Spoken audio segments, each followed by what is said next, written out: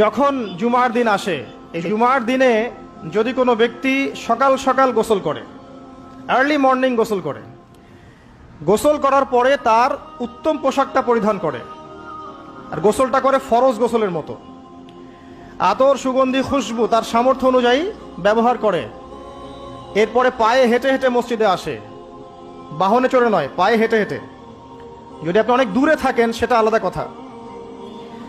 এবং ইমামের কাছাকাছি বসে, মসজিদে আসার পরে যতটুকু সম্ভব হয় সুন্নত পড়ে নিল, নফল পড়ে নিল, এরপর ইমামের কাছাকাছি এসে বসলো। ইমামের খুতবা শ্রবণ করে মনোযোগের সাথে। খুতবা শ্রবণ করার সময় কাউকে কষ্ট দেয় না। কাউকে কষ্ট দেয় না মানে হচ্ছে যে কেউ কথা বললে তাকে এতটুকু বলে না যে তুমি চুপ করো, কোনো কষ্ট দেয় না। ইমামের খুতবা শ্রবণ করে, নামাজ পড়ে ইমামের সাথে।